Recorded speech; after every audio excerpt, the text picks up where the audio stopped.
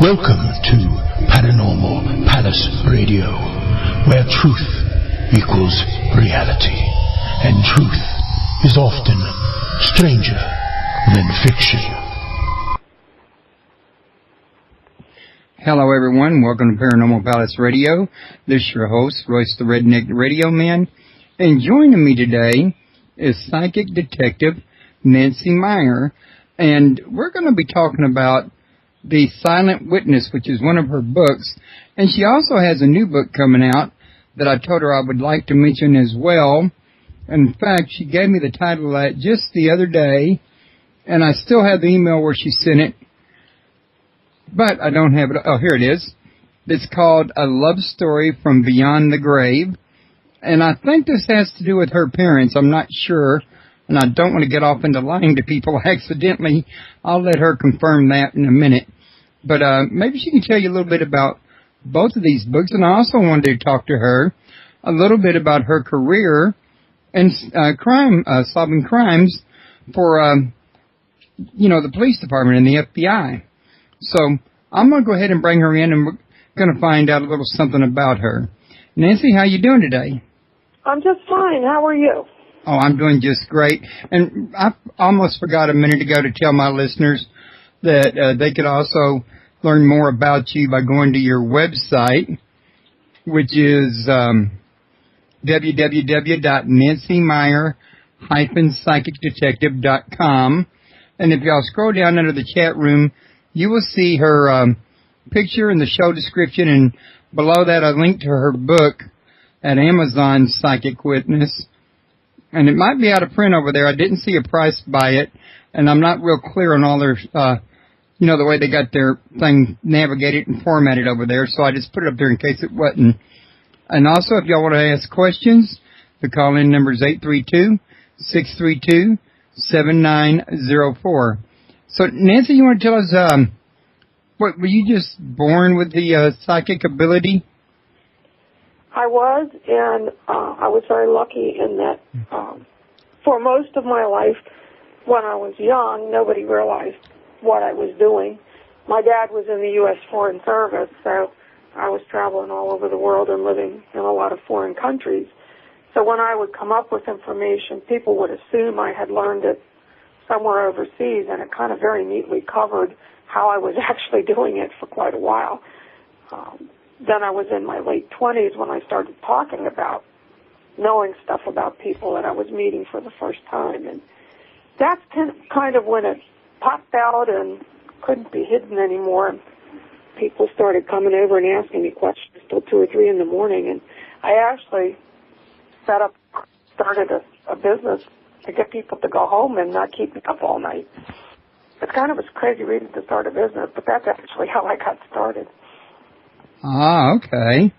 And 2 little boys, and I had to be awake in the morning to deal with them. That staying up till 2 or 3 doesn't work when you have toddlers.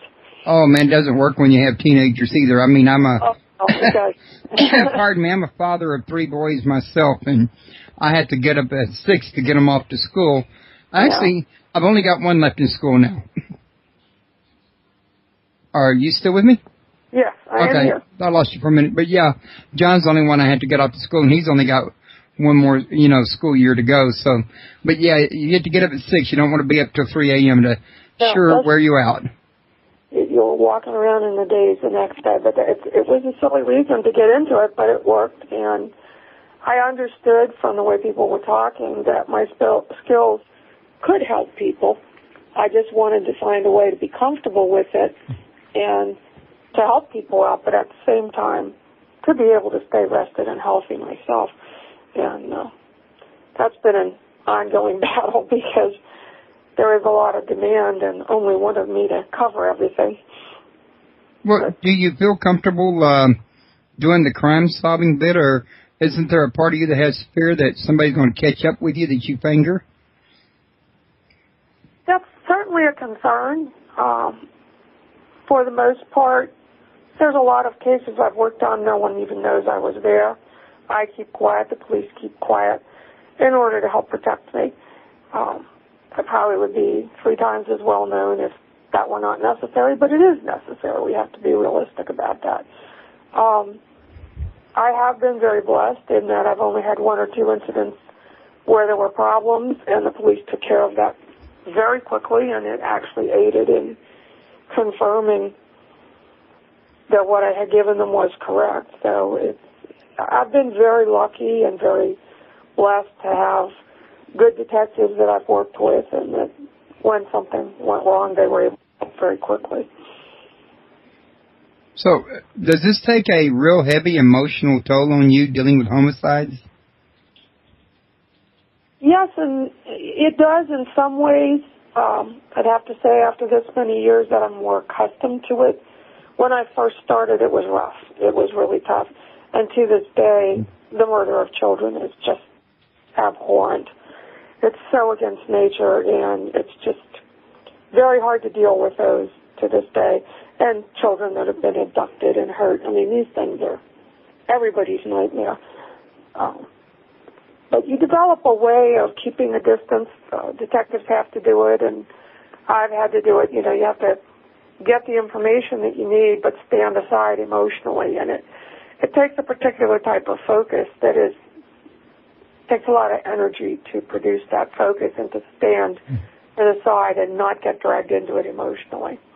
I know when I was starting out in the early days, and I was reading about other psychics that had done this and finding out in their own words how much it had drained them and how many problems it had caused, I developed a different way of doing the work by not stepping. They all described going into the victim's mind, and I felt that was a mistake. I felt that's what was causing. That sounds like that could be scary. Yeah, it is very frightening, plus very draining physically. So I came up with the idea of standing right beside the victim where I could see what was going on, but try to keep the distance between the horror the victim was going through and get the information the detectives needed without my getting sucked into the victim's thought patterns. And I think that was a wise choice because I think it allowed me to do a better job, for one thing, not to get emotional, so that the police were more comfortable working with me. I mean, if you're working with a psychic who falls down, I mean, some of the stories they've told me about how other psychics work are, like, embarrassing. I mean, people falling down on the ground and having some kind of major fit and then popping up like nothing. That's like, please, that is just not necessary. That's what I call the drama crew. And, I just didn't want to get into that. I wanted to keep people distance and do the work, give them the information, but stay rational while I was doing it. Yeah, I can see why. And, also that you was talking about getting into other people's minds. It seems to me like you'd leave yourself wide open for them to use their thoughts against you. Well, I think the handy thing about it is I can be involved in a case and no one knows I'm there. If everybody does their job right, I come in, and if nobody recognizes me, I'm in the department, I'm working with the detectives. Nobody knows who I am, so it doesn't get out publicly usually that I'm there. Even though I'm pretty well known now, we still have been able to pull that off most of the time. I've seen some of these shows of psychic detectives, and I've actually talked to some people out there, and I'm here to let you know there's some highly skeptical people out there, and one of the biggest claims that I hear all the time is, well, they're mentioning things that anybody would know or anybody would be able to piece together, any good detective, and, some of that stuff didn't seem to me like it was as easy and clear-cut as they were making it sound, you know what I'm saying? I do.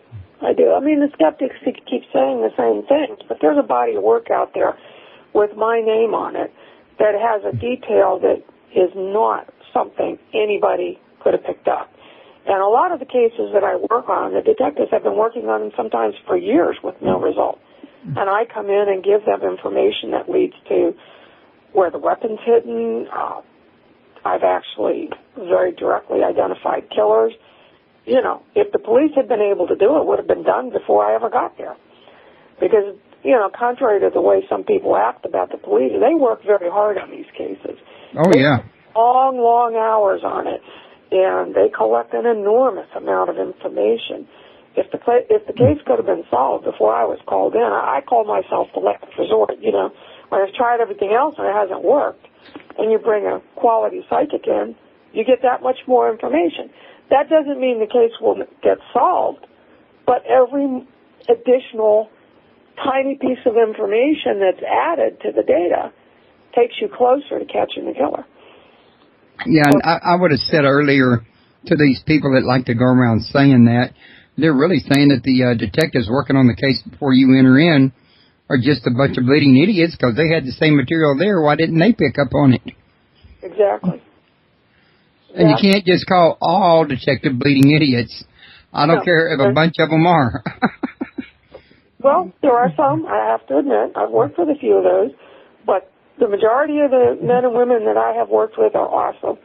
I mean, the creativity in what they do is just amazing. They can come up with so many good ways of catching bad people, and they just don't get the credit they deserve. They really don't. Oh, I agree. I mean, I was kind of half kidding a minute ago trying to get a laugh, but in all honesty, I've known some detectives myself that were some really pretty bright people, and, you know, they really know what it is to question little details that most people don't even think twice about.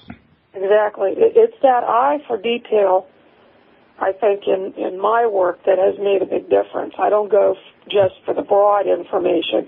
I look for these little tiny pieces of information that will help solve a crime. I mean, we had a murder years ago in Delaware, Wilmington, Delaware, and the woman was followed home from the grocery store. At least that's what I got when I started working on it. And then they forced their way into the apartment and they raped her and attacked her and killed her.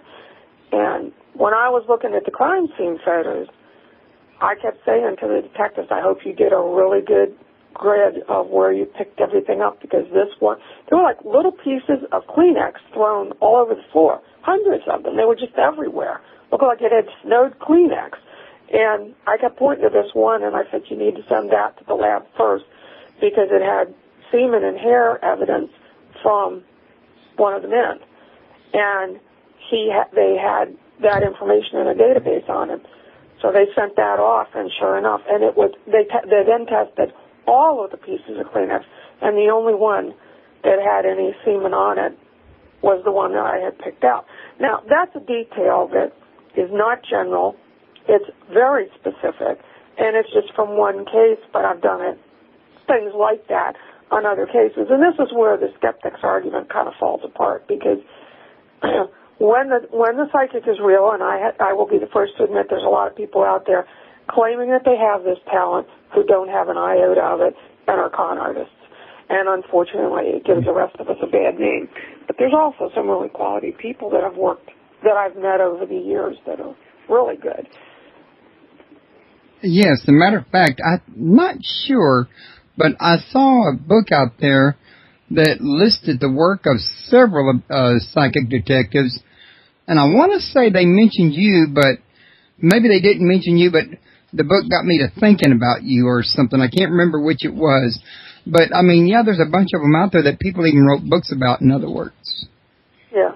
And you know, I think it's good that somebody wants to get you the good word out there to go along with the bad word, because you need something for balance. Yeah. Now, your book, Silent Witness, what can you tell us about it without giving away the candy store? Silent Witness, the true story of a psychic detective, is about the beginning of my career. And it talks about some of the early cases and how I got into the work in the first place. Unfortunately, it is out of print, but you can get used copies sometimes on eBay. I'm hoping in time to reissue it, update it and reissue it. But right now I've been working on the other book, and now I have to do rewrites for that. Our release date is September 2013. So I got a lot of work to do with the publisher between now and then. Because when you sell a book, that just starts the work. Then you do the rewrites the publisher wants, and then you have to go through checking galleys and everything. And from the time a book sells to when it hits the stands, usually takes about a year in production. And that's a very busy year for the publisher and the author. So I will have to pull in my horns on working on other books right now, especially since I'm working on my dissertation as well. Well, you know, a lot of times when books are out of print, they got PDF format copies of them that you can get for free on the Internet, and I'm not saying I justify that, but it does happen nonetheless, and, you know, people could probably maybe even look around and find a copy, I'm sure, if they wanted to.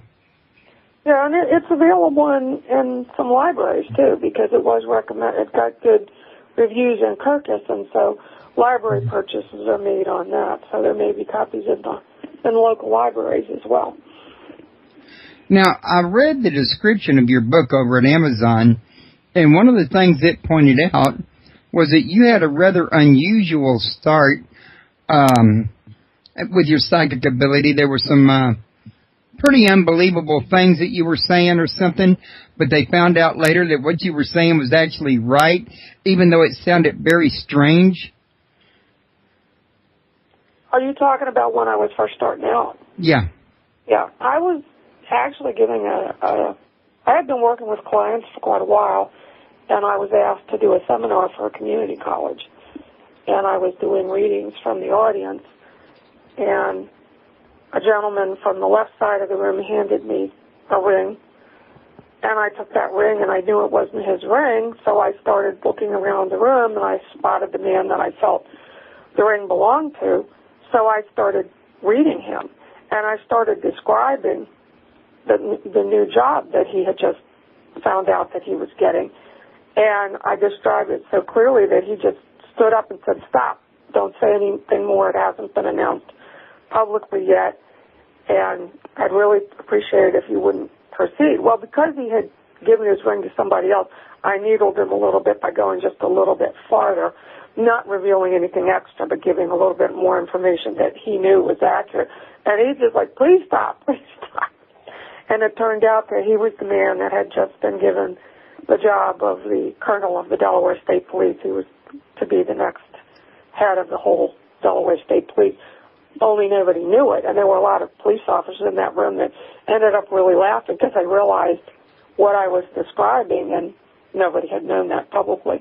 And that got him interested in getting me working on cases, and he pestered me for 9 solid weeks. He called me every single morning on the phone to get me to work on these 3 murder cases, and I really didn't want to work on murder cases, and I told him that. I tried every argument in the book, and he just did what he called polite police harassment until I finally agreed to work with him on some cases. And I really thought I wouldn't be able to be any good at it, and that would get rid of him, and he'd quit bugging me. But I actually turned out to be, when they checked the information out, it turned out to be quite accurate. He was really pleased. And after that, as Colonel Smith has often said, they wanted to work every case with you.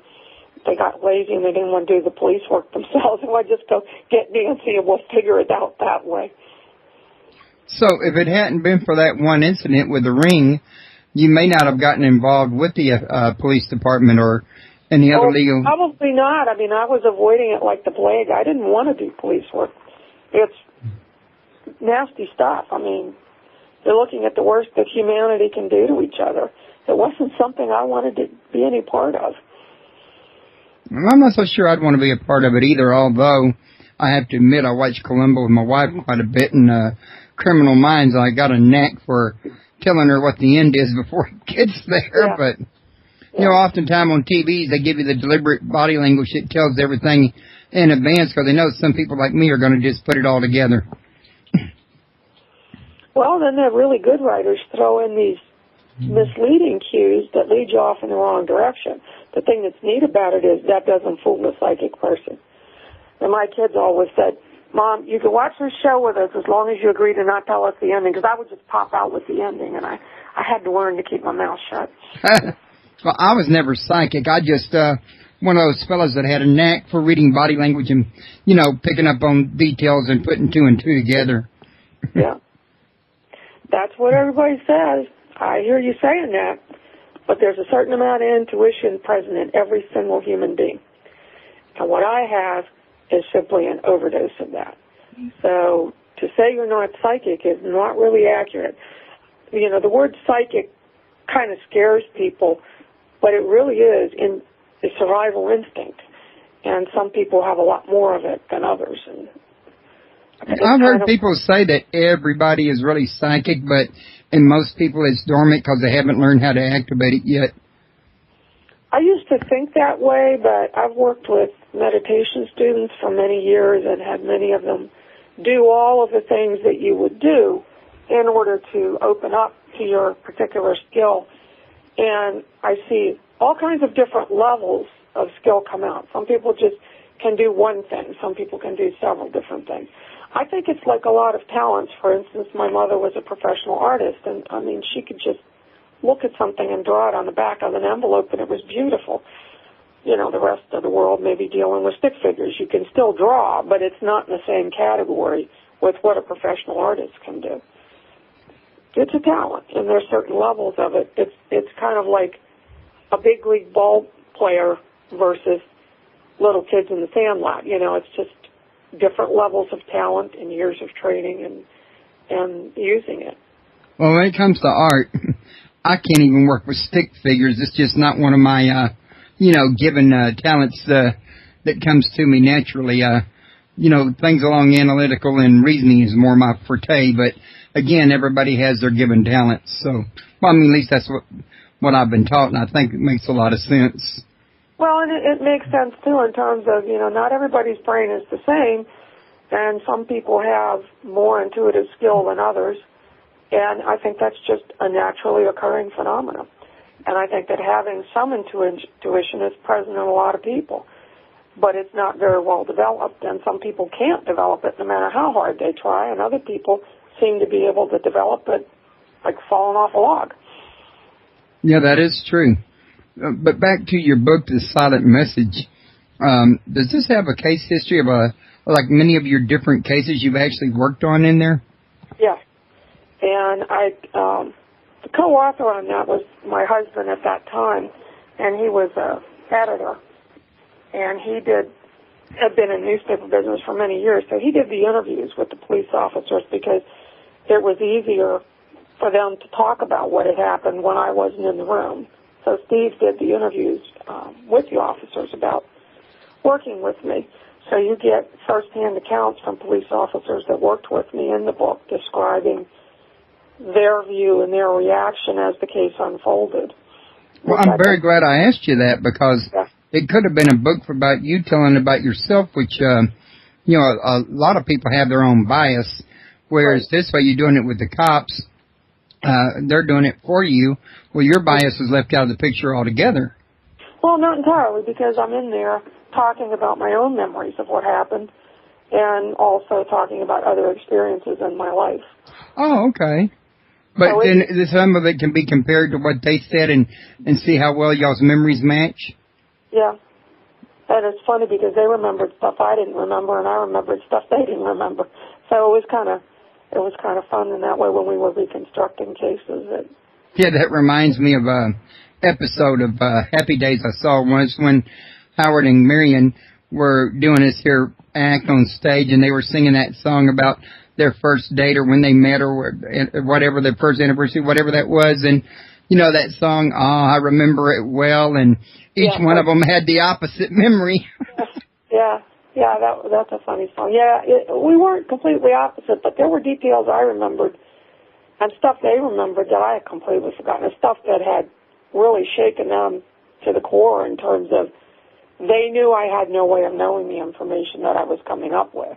The detail is often mentioned if you talk to officers that have worked with me. They'll often say that I was coming up with details that some of which they knew and some of which they didn't know, and they were just amazed at the amount of detail. And that's been a pretty common comment from officers that I've worked with. Okay, now, I got a question in the chat room. They want to know, what was the strangest case you've ever had? I think this one is actually in Silent Witness. I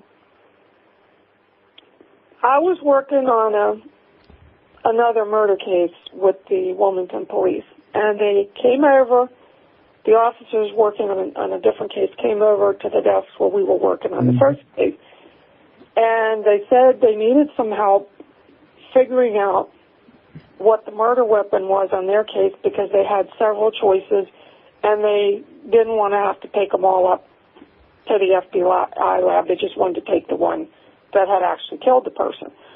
So I said, well, give me some of the crime scene photos. So they gave me the crime scene photos, and it was a man who had his head bashed in pretty badly, and obviously something big. It's just pretty hard to break the skull, and his skull was smashed. And I'm clear in my mind, waiting for an image to come up, and I'm seeing a potato. And it was kind of weird looking because it was a potato that looked like it was backlit, like you would show off art or something. It looked like it had a spot on it from behind. And so I thought, I can't say this around the front of a room of detectives. The potato did it. So I reran the image, and I kept coming up with the potato. And I said to the guys, I said, well, this has got to be the strangest murder weapon ever, but it's a potato. And between being stunned and laughing their heads off, there were 3 pop sculptures next to the body, a potato, a tomato, and a big banana. And they were all really large sculptures, so they didn't want to have to take 3 police cars to haul them all up to the lab. They wanted to take the right weapon first, so they packed the potato up and took that up. They ended up having to take the other 2 up anyway, but the potato did turn out to be the murder weapon. That was the most unusual murder weapon I have encountered in all these years of work. Yeah, I don't think I've ever heard of that either, but, yeah, using a potato sculpture, I mean, who would ever make a potato sculpture? It seems like an unusual piece of art. Well, actually, it was a pretty valuable piece of art, and I forget now who made it, but it was kind of well known, and the guy was quite wealthy, and he had sculptures like that throughout his house, and that just happened to be what was handy when the murderer got mad and smashed his head. Okay, and about, was this a really heavy piece? What did it require a strong man to lift it, or? Yes, it took 2 detectives to load that thing into the car, so they knew just from lifting that the person that had killed the guy had to be pretty big and strong, because one person could not easily lift that potato. It was very large. Like a possible weightlifter or wrestler or something like that. Somebody with superior strength, and of course anger would have added to that strength, but still you would have had to have a person who was really strong to begin with. Yeah, I happen to know from first-hand experience, rage can really pump through that adrenaline and increase your strength many times over. Well, you see sometimes when people lift a car off of someone, you know, a child or something that's gotten run over, and people just run over, and 2 or 3 of them lift the whole car off a person. You see the adrenaline working there. Yeah, I think it was Lou Ferrigno, to save the life of his own child, had a similar incident with his pickup truck or something. It was on the Google News here a few years back, but I don't remember all the details of it, but you know, it shows he's a classic case of what you're describing. Mm-hmm.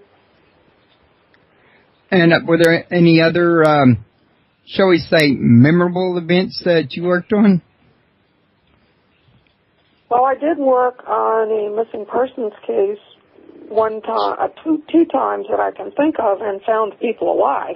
And that's really the exception in missing persons cases. Usually the victims are not alive.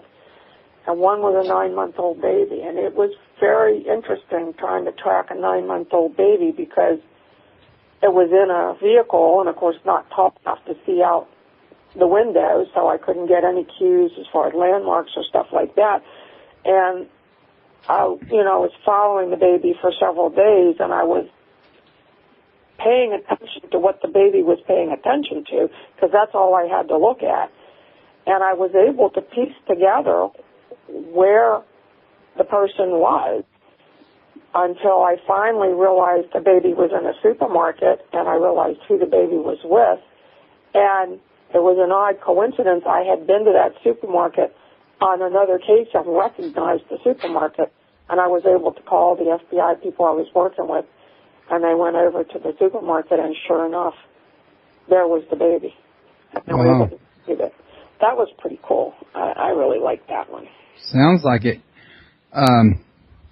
Now, most of these cases you work on, are the perpetrators usually close friends and family members, or would you say just as many of them didn't even know the victims at all?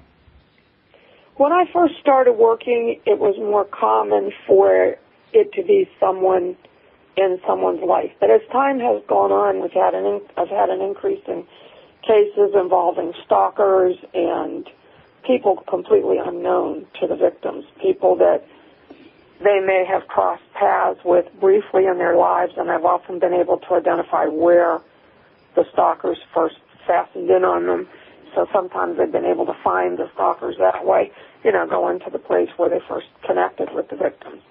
But I think now we have a lot of problems with drive-by shootings and things like that, where the victims know each other, but not in a way where the family members really know these people, because of drug trade and stuff like that. So I don't even know how to gauge the percentage. There still are a large number of cases where the person is in the victim's extended environment, and sometimes the police just need to know which way to go in that environment, and then I lead them to evidence, because really, I don't want a case to go to court based on what I said. I want a case to go to court based on evidence that I helped them find, so that they can use the evidence to convict people, because my thing is putting bad guys in jail. Right.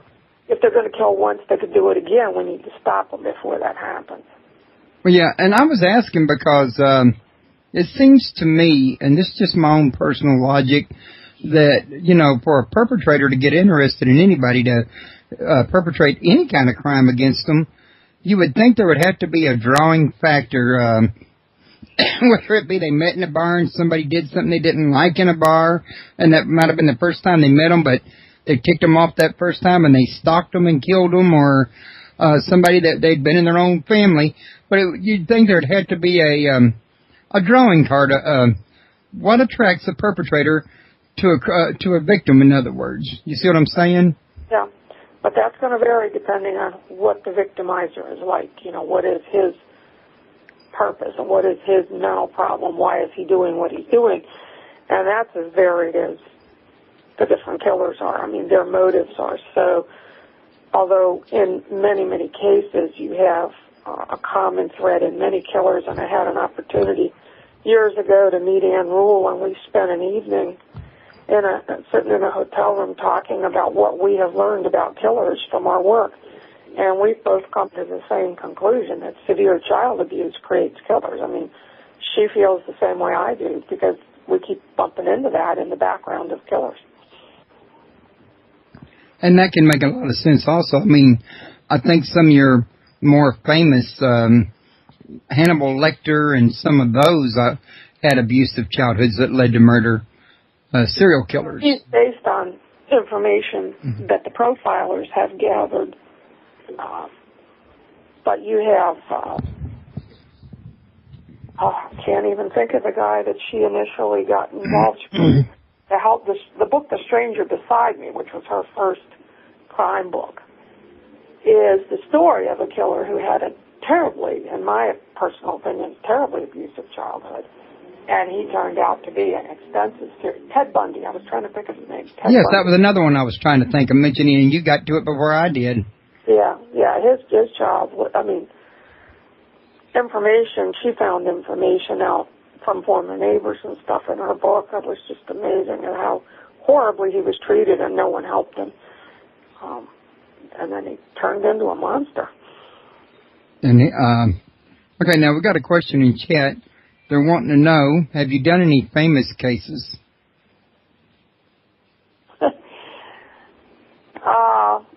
I have, but I can't admit to being in some of the places.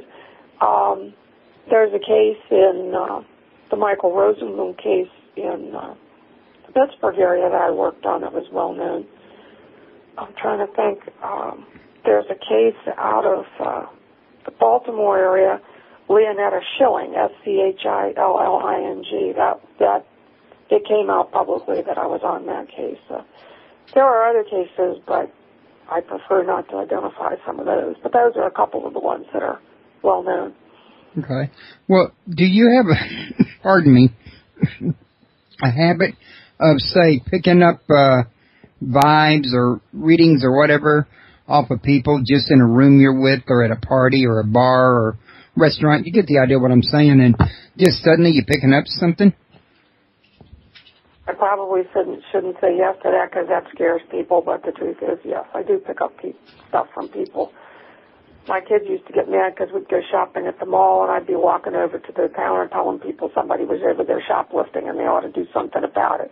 And when the kids were teenagers, that embarrassed them. I pick up stuff all the time, and usually what draws my attention is somebody trying to do something they shouldn't be doing. That will draw my immediate attention.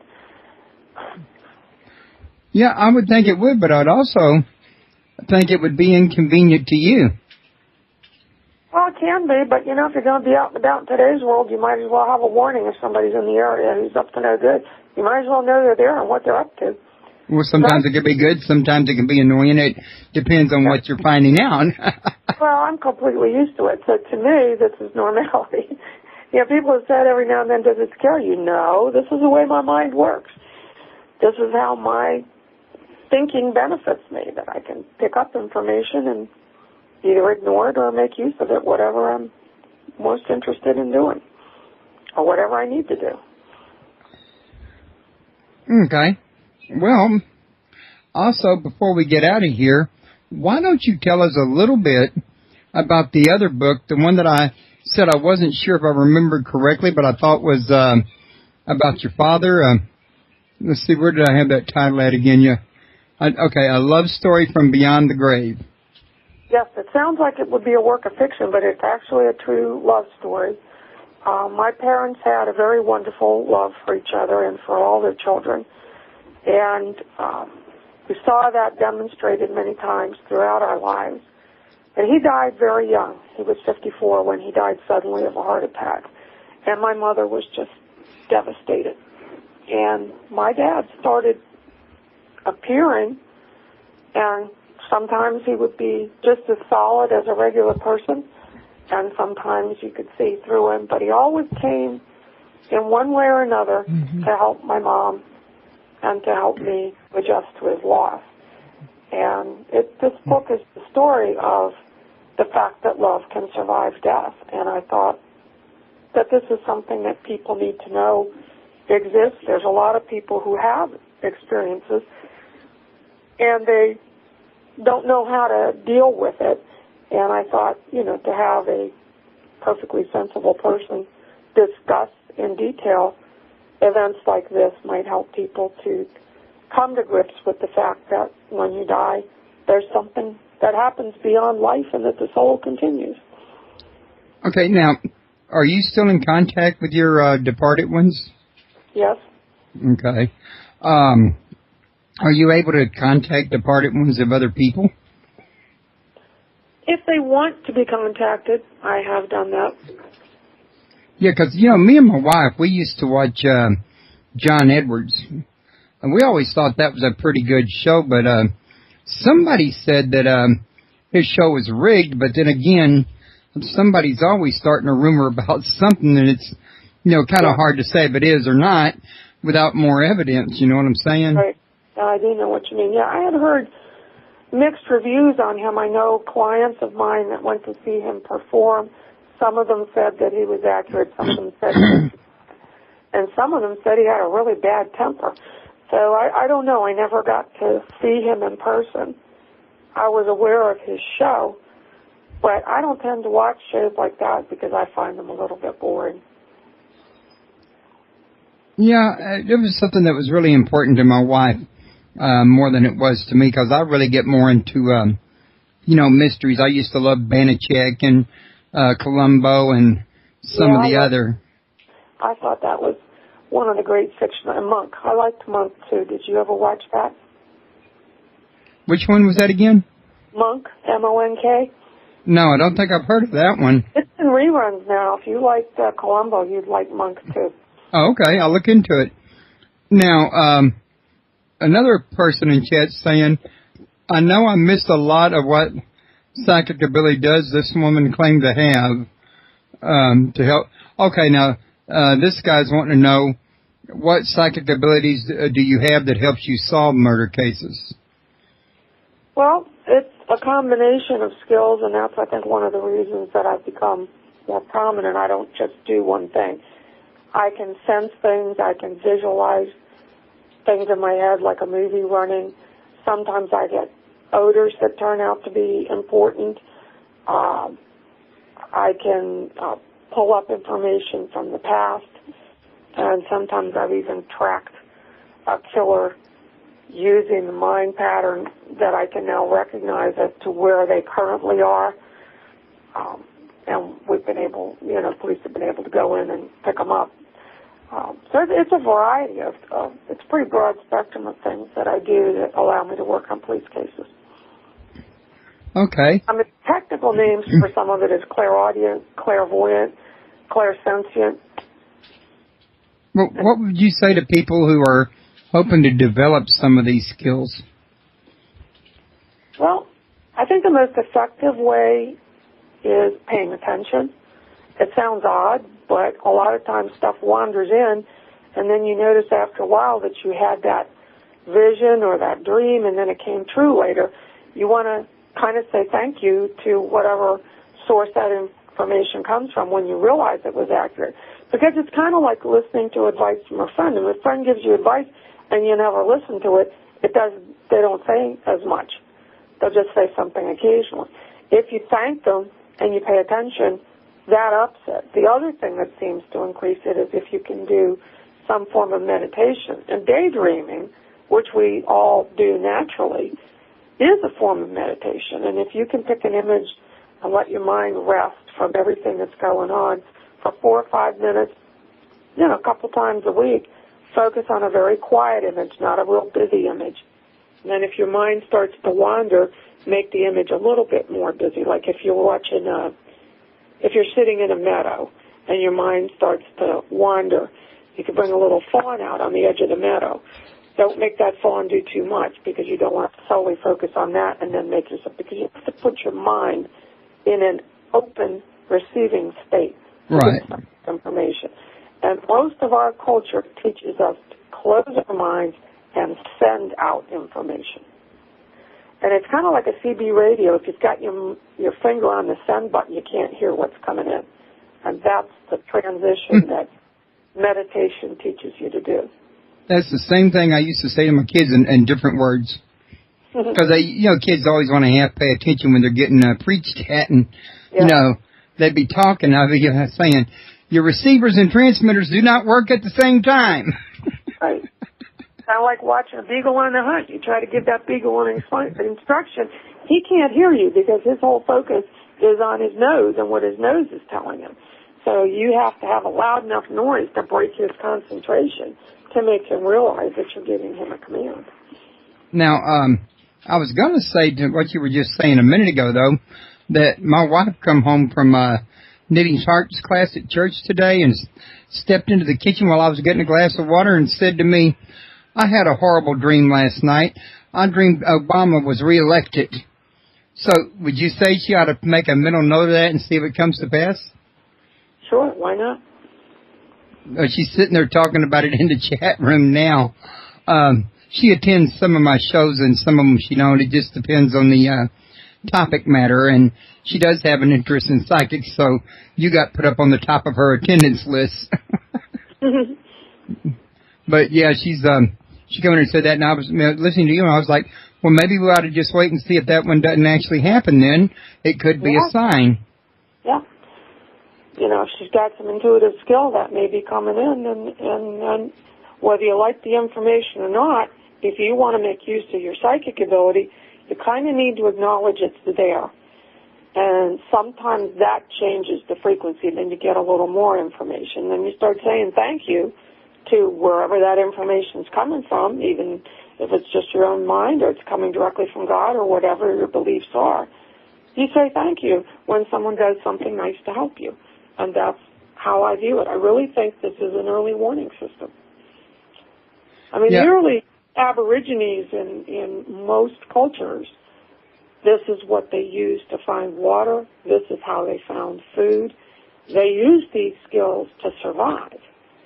We don't have to use them as much to survive now, but we do in a way, because I don't drive. We have a 4-lane highway around here that's not that, in my personal opinion, is not that well designed, and there's frequent wrecks on that road.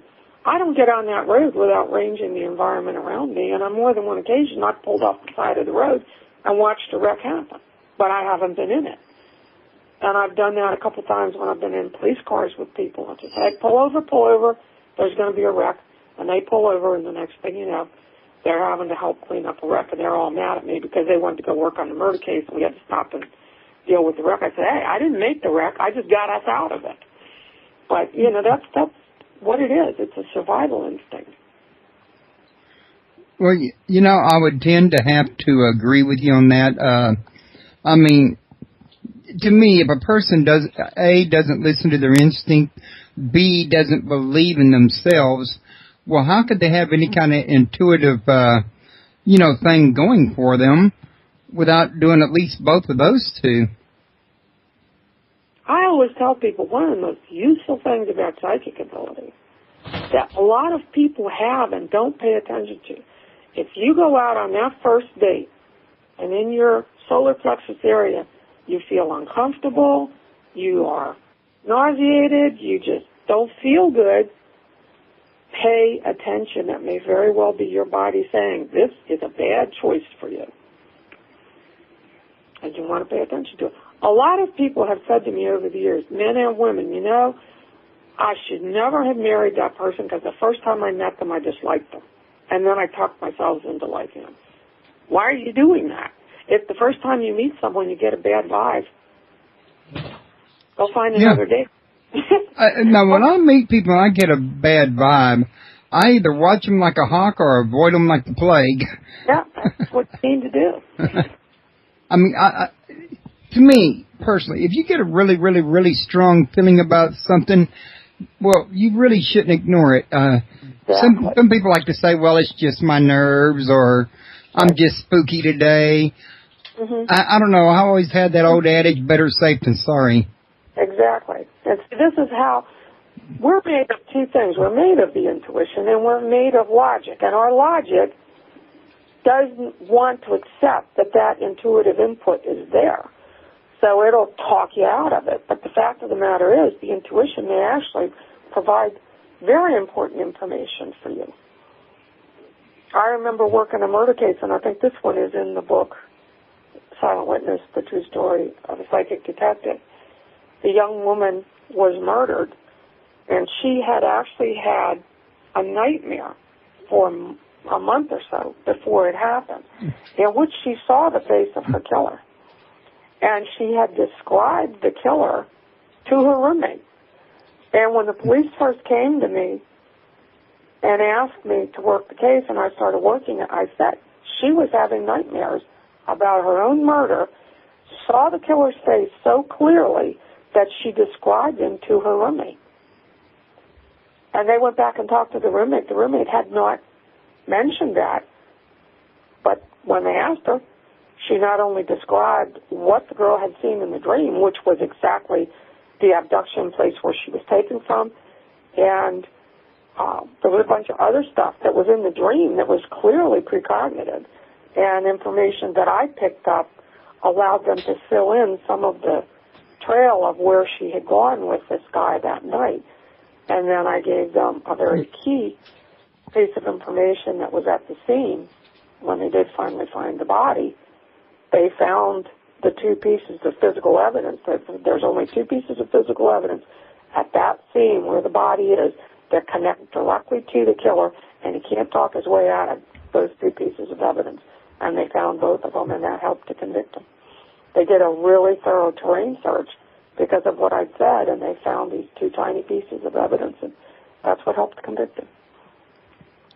Sometimes it doesn't take much, especially if the evidence is something that's ironclad. I mean, sometimes a little thing can just tell you everything.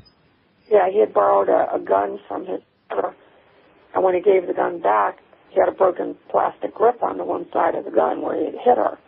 And that grip went over the side of the hill with the body when he dumped it. And there was also a wire, piece of electrician's wire with a number on it. And his brother was an electrician, and he had stolen some of those wires from his brother's truck. But electricians keep a list of all the wires they have. And that number was on his brother's list, and it was because he had reported to the police that his truck had been broken into and these wires were stolen. And he reported each number that was stolen. And that was one of the wires that was stolen from his truck, his brother's truck. Okay. That helped to convict him. So that's the kind of detail skeptics would have a hard time arguing with, because nobody knew, until I came on the scene, nobody knew that man was guilty, and nobody knew about those two very key clues, which were at the scene where he dumped the body. Yeah, that makes a lot of sense. That'd be hard for me to debunk. I'm not even a debunker. Yeah. I was going to say we got down to about 10 minutes remaining, and I usually would offer another hour if you were interested, but I kind of pre-promised myself out to Anthony Sanchez. He's got a conference going in Sacramento, and he wanted me to attend via Skype and interview some of his speakers. So I've still been waiting to hear from him, and I'm trying to keep an open line. He knew I was going to have this interview today, but he was thinking I could, join him after the interview. So I was going to say, do you have anything else going on that I haven't thought to mention or you'd like to tell my listeners about? Well, I don't know that we've mentioned that I also am a part-time college teacher and working on my doctorate. So I have a very strong logical side to myself as well as the psychic, and I think that's not real typical of psychics. Many of them are not real logical. I happen to be pretty balanced, and I think that's made me better at doing what I do, because I can look at the case from the logical point of view of what police need to prove a case, and then I can approach it and get clues that will help them to take the case to court. But I think we've covered a lot of, Well, I got to tell you, it's been a pleasure having you here, and I did not mean to interrupt you just now, and I apologize for that. It's okay. No problem. I always say when you're having a good conversation, it includes interruptions. Well, I mean, especially when you can't see each other. Yeah. But I do my best to try not to interrupt it, because, I was always taught that it's kind of rude, and really I believe it is, and I get a little, I chew my kids out when they do it.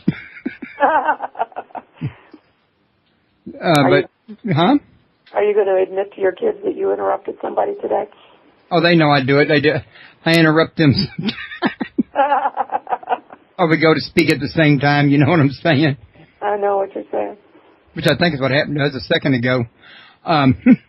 But I was going to say, it really has been a pleasure having you on the show. You're a very interesting person, and, after watching some of these shows, I'm really glad to talk to somebody like yourself that, I can support what you're doing, and, because a lot of times I'll be telling my wife, when she'd be listening to these people, throwing out this debunking out there, I'd be pointing out to her the flaws in their thought process. And then sometimes when there wasn't a flaw, I'd point that out too. It would really just depend on what I was looking at the time. But I like to be able to, support people like you, because I think you're doing a great job. And let's face it, all these detectives wouldn't keep using you if there wasn't something to what you're doing. Exactly. Well, and one detective, I found out they have the most efficient gossip systems. If I was working a case in northern Delaware, and I had my dad's cousin was working at the barracks down in Bridgeville, Delaware, and we figured it out. It took an hour and a half for the news of what I had done in Newcastle County to get down to Sussex County. And then they go to conferences, and I always knew when the guys had gone to conferences, because all of a sudden I was getting out-of-state calls, and I'd call them and I'd say, "You were just in a conference in Oregon, right?" "Oh, yeah, we were. You getting calls from Oregon?" I said, "Yeah, I'm getting calls from Oregon." So that's that word-of-mouth aspect. And, cops do not recommend something that doesn't work. They're very practical people. They don't have time to waste. Plus, they were also, told to deal with just the facts, and, intuition has very little to do with crime solving. So I would imagine it would be a major obstacle just for them to consider using a psychic, much less growing to depend on one. Yeah, that is a problem initially, but once they find out it works, it's like, aha, now what else can we do with this? And I always tell them they're psychic too. They just don't admit to it. They say they have hunches. That's what they call it, gut hunches. I'm like, or they say instinct. And I said, what do you think I'm using? Gut hunches and instinct. No, you have something else. I said, you guys just don't want to admit you're using psychic ability too. But I think it plays a day-to-day role in many people's lives. I mean, you'll be thinking of somebody you haven't seen in a long time. You walk around the corner and there they are. You haven't seen them in years, and they were on your mind, and then you either hear about them or you bump into them. That's one of the most common examples of psychic ability in everyday life. Or the phone rings and you know who's on the phone. And you maybe get lots of phone calls, so it's not necessarily logical for you to hear from this particular person that time of day, but you know it's them. Sometimes you know whether it's good news or bad news. So, I think it's a handy ability to have. I would feel blind without it. I just, be like taking my sight away if it disappeared. Well, I can imagine so once you get used to it and you kind of get spoilt to it. Yeah. Well, I'm going to go ahead and call this one a wrap so I can make preps for the next one. But I want to thank you very much. And I would love to have you come back in the future. Okay. Thank you very much for inviting me. Thank you, and it's been a pleasure. Okay. Bye-bye. Bye-bye.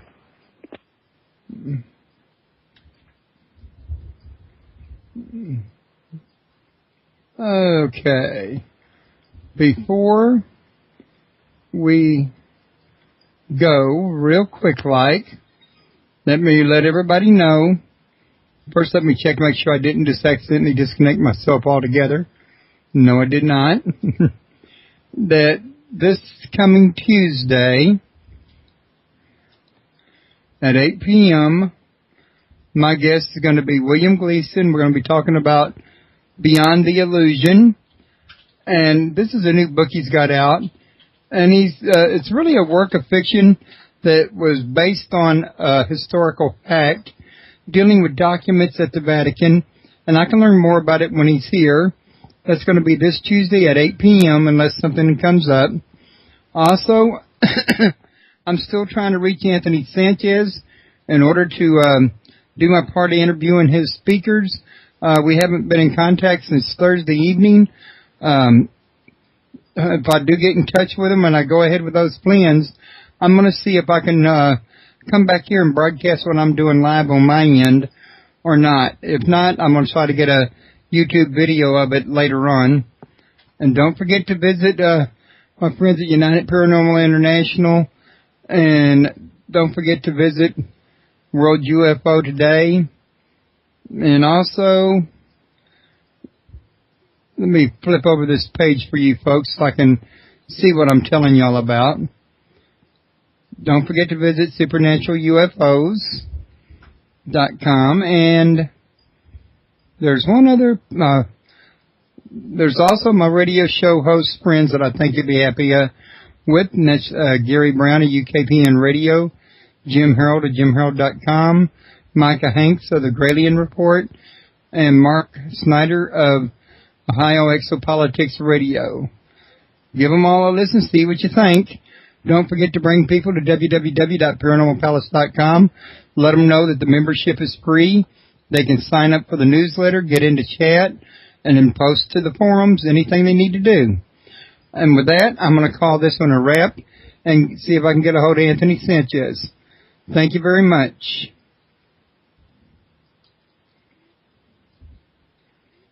Doing it for quite a while. Then I was in my late 20s when I started talking about knowing stuff about people that I was meeting for the first time. And that's kind of when it popped out and couldn't be hidden anymore. And people started coming over and asking me questions till 2 or 3 in the morning. And I actually started a business to get people to go home and not keep me up all night. It's kind of a crazy reason to start a business, but that's actually how I got started. Ah, okay. And two little boys, and I had to be awake in the morning to deal with them. That staying up till 2 or 3 doesn't work when you have toddlers. oh man, it doesn't work when you have teenagers either. I mean, It does. pardon me, I'm a father of 3 boys myself, and I had to get up at 6 to get them off to school. Actually, I've only got one left in school now. Are you still with me? Yes, I am here. I lost you for a minute. But yeah, John's the only one I had to get off to school, and he's only got one more, school year to go. So, but yeah, you get to get up at 6. You don't want to be up till 3 a.m. to wear you out.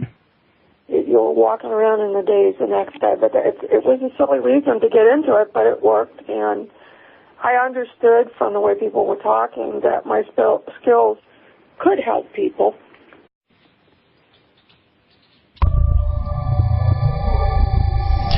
Welcome to Paranormal Palace Radio, where truth equals reality, and truth is often stranger than fiction.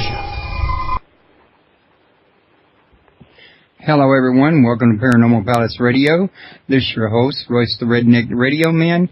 And joining me today is psychic detective Nancy Myer. And we're going to be talking about The Silent Witness, which is one of her books. And she also has a new book coming out that I told her I would like to mention as well.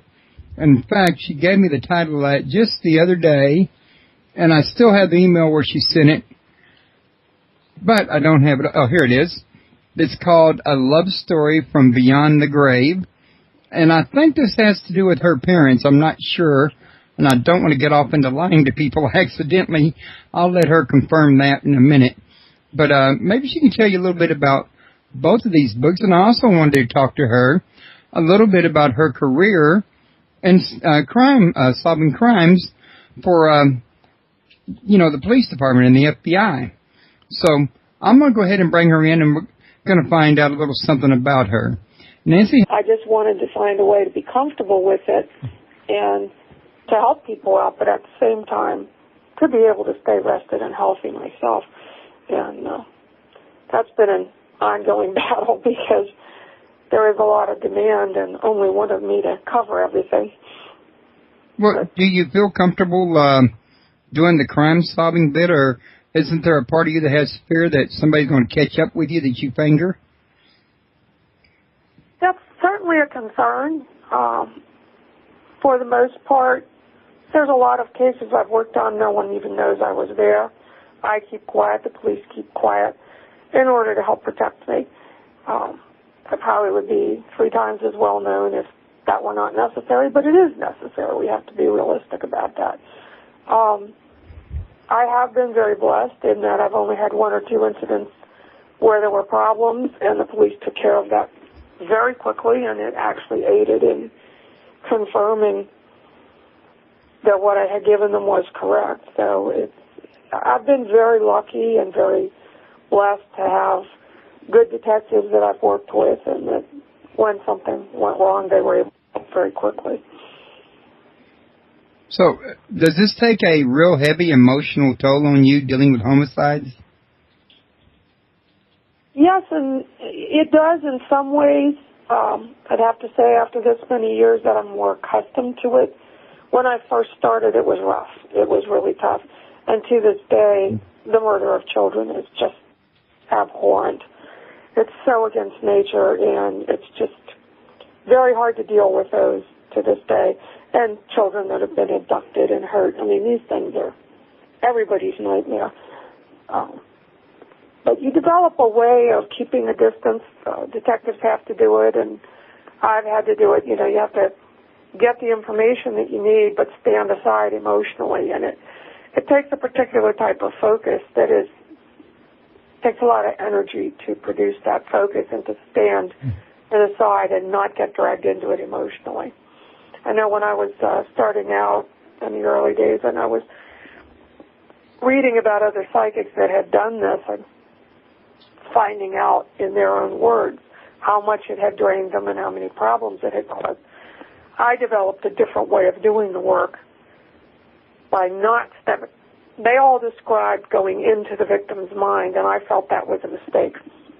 I felt that's what was causing. That sounds like that could be scary. Yeah, it is very frightening, plus very draining physically. How you doing today? I'm just fine. How are you? Oh, I'm doing just great. And I almost forgot a minute ago to tell my listeners that they could also learn more about you by going to your website, which is www.nancymyer-psychicdetective.com. And if y'all scroll down under the chat room, you will see her picture in the show description, and below that a link to her book at Amazon, Psychic Witness. And it might be out of print over there. I didn't see a price by it, and I'm not real clear on all their, the way they got their thing navigated and formatted over there, so I just put it up there in case it wasn't. And also, if y'all want to ask questions, the call-in number is 832-632-7904. So, Nancy, you want to tell us, what, were you just born with the psychic ability?